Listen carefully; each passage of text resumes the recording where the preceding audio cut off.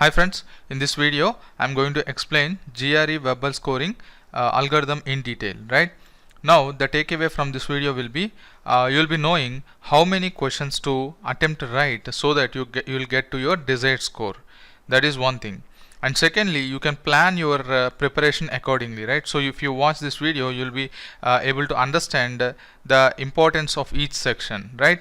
Now all the data shown in this video are actually real-time data, so they are actually data of the people who has given the GRE exam, right? Now let's get started. Now GRE exam has 5 types of questions, 5 levels of questions. So levels will be easy to very hard, right? Easy to hardest. Now there will be 2 sections, right? Section 1 and section 2. Each section can be of 3 levels. Either level of the complete section will be easy, or complete section may be medium, complete section may be hard.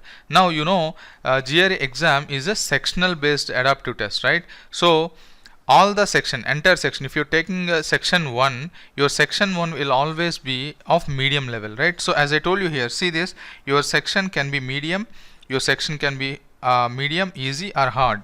Now easy section will have some set of questions, fixed number of questions, right, falling into these 5 categories. Now if you take easy section, there will be 2 questions which are very easy, there will be 10 questions of easy level, there will be 6 questions of medium level, there will be 1 question of hard level, and 1 question of hardest level, right? So this is a fixed number of questions.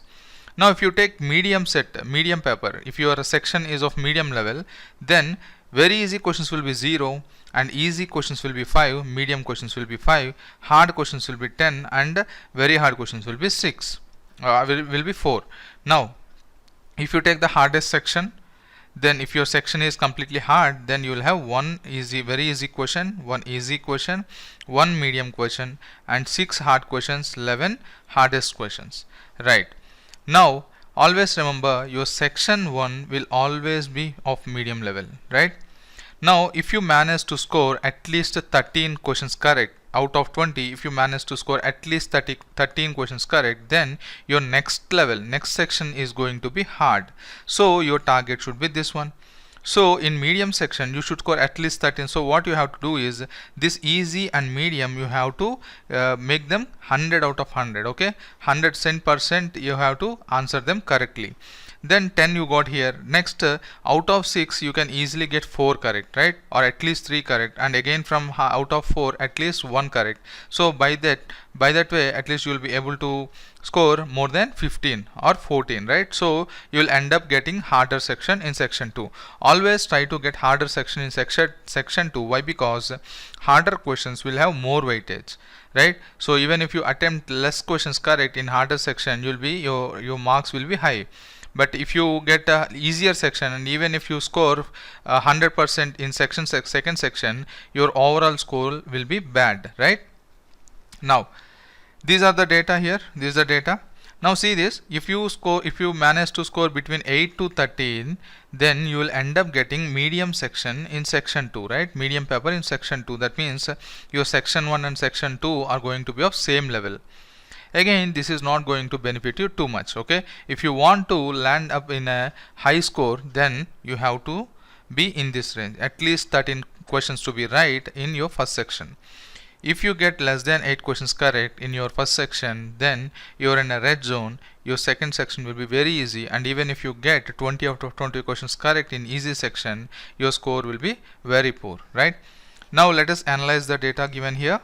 One person got 155 in verbal section, okay? Now in section 1 he scored 15. That means he will, since it is greater than or equal to 13, he will definitely get harder section in section 2, right? So harder level he got, and he managed to get 18, right? Now see here, this person who got 152, he scored actually less in for section 1. That means he scored only 8 marks. So his second section is going to be very easy. So here he is a danger zone. See, he got actually good marks, 14 questions out of 20 is correct, but still he got only 152, which is far less than the first person. So his mistake is, he got easy section in section 2. He got easy paper in section 2, which is not actually a good sign of a good scorer, right? Now see this, he got 150. In first section he again scored 9, so he will definitely end up getting only easy paper in section 2, right? So he got again easy paper. He scored very less in second paper as well, that's why he scored only 150.